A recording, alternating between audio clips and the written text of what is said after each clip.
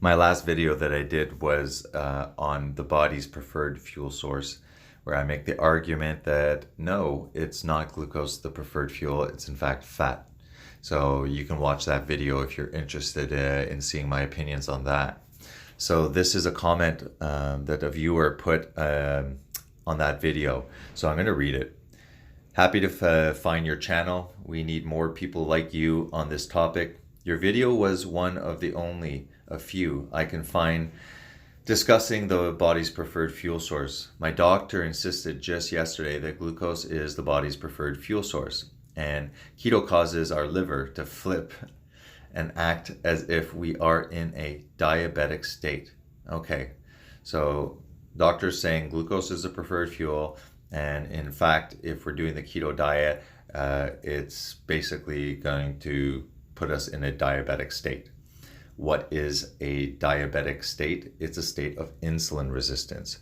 Why is insulin resistance an issue? It's because whatever you're doing with your food, whether it's the kind of food you're eating or the frequency that you're eating, you're creating a very, very high insulin environment that is staying persistently elevated.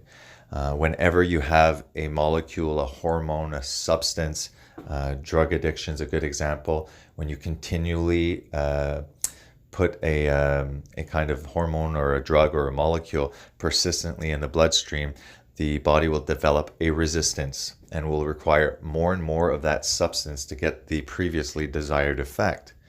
Example, somebody who's drinking alcohol, the first time that they drink, they have a certain sensitivity. It doesn't take much for them to get drunk.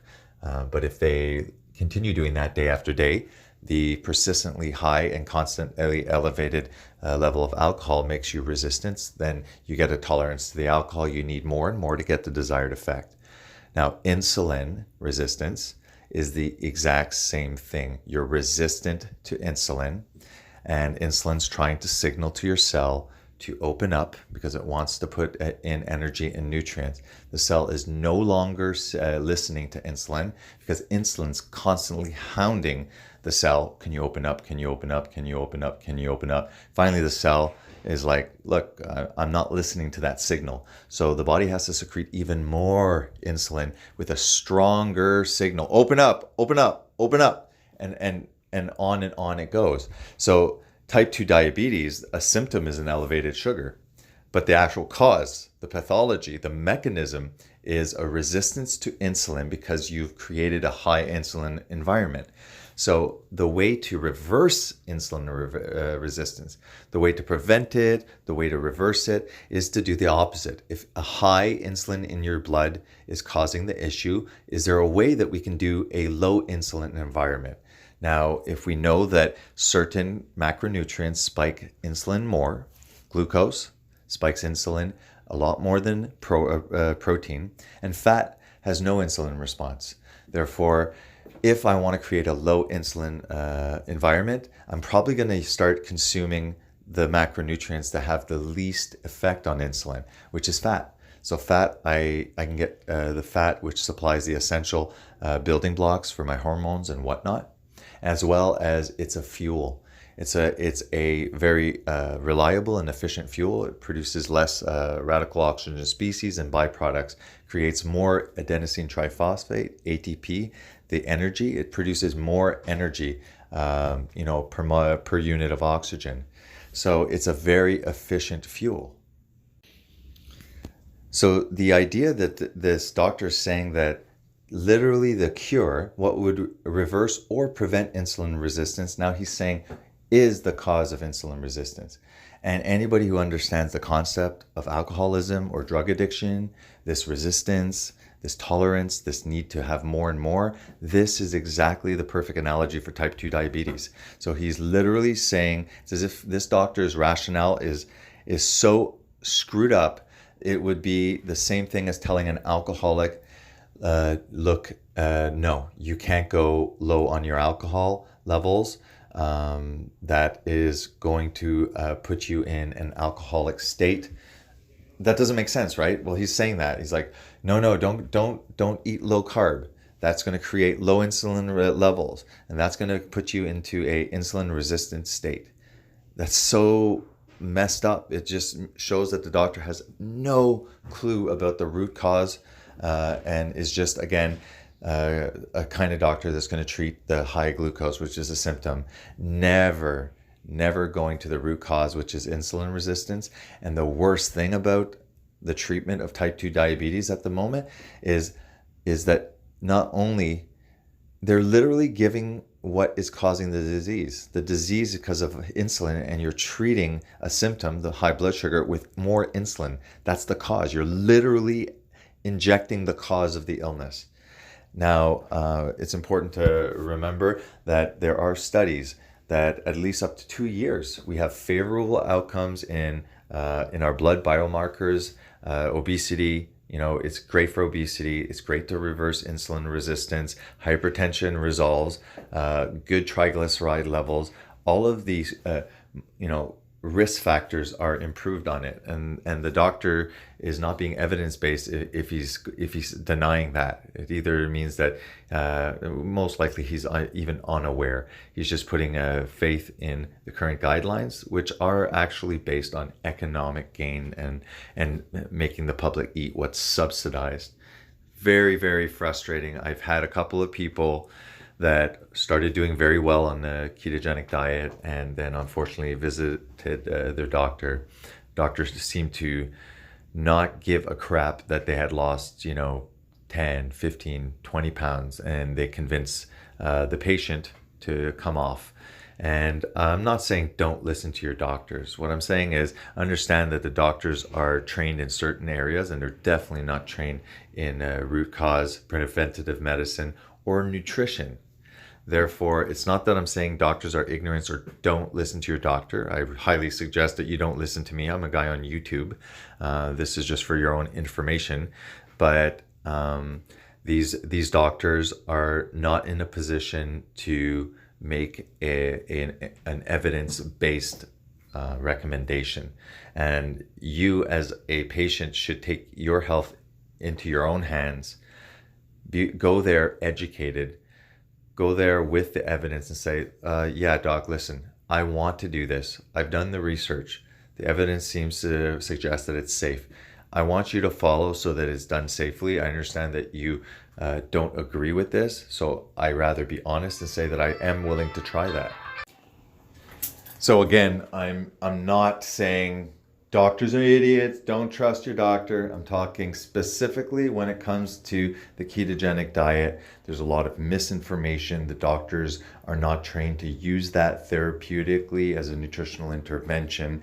They only know what the general public knows, and that's basically the typical calorie restricted, low fat, eat less, exercise more, fat's gonna kill your heart, avoid cholesterol, lower salt, just the typical things that they've been saying for the last 50 years. What I'm saying is, don't blindly follow the ketogenic diet just because somebody told you.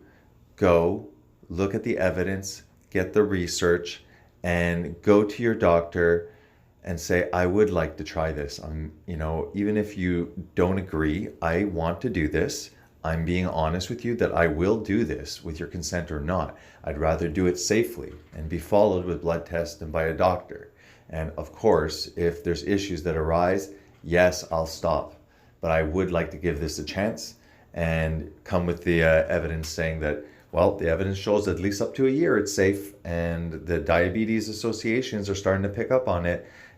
Children with epilepsy have been maintained on this therapeutically for their epilepsy. They're not exploding or dying within a couple of years, because they're eating some animal fat. So I hope that I answered the question. This idea that the ketogenic diet will put you in a diabetic state is the most ridiculous thing I've ever heard. In fact, it's the opposite.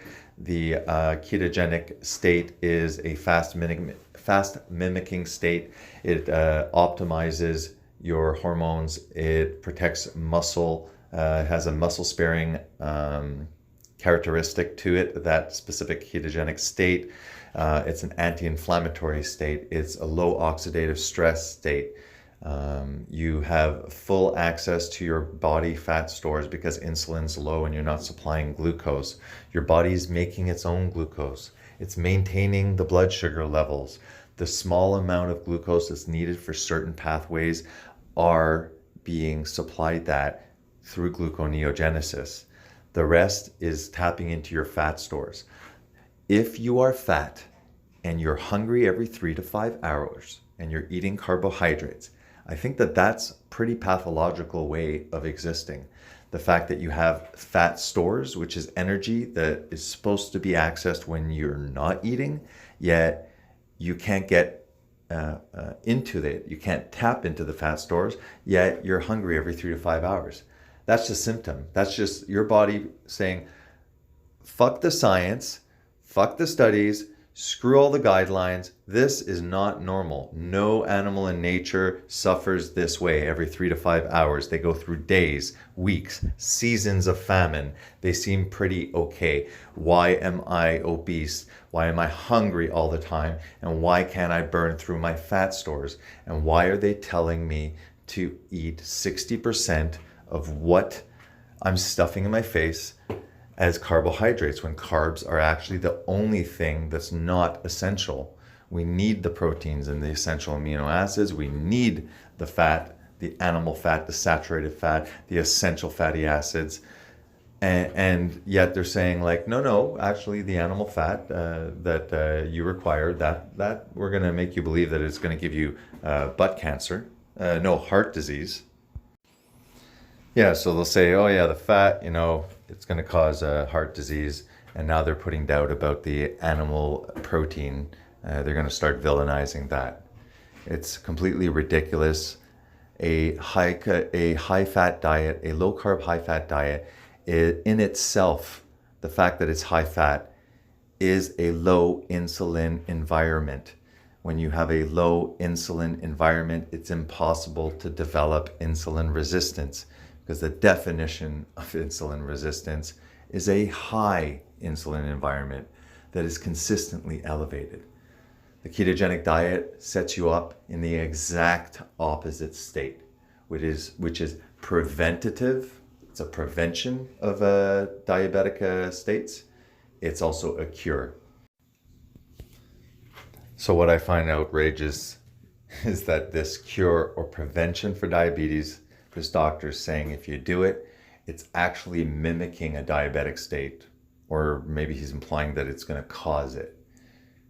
I really don't think that doctor is that stupid. I really think that he just blurted out some kind of thing to make it sound bad and scary.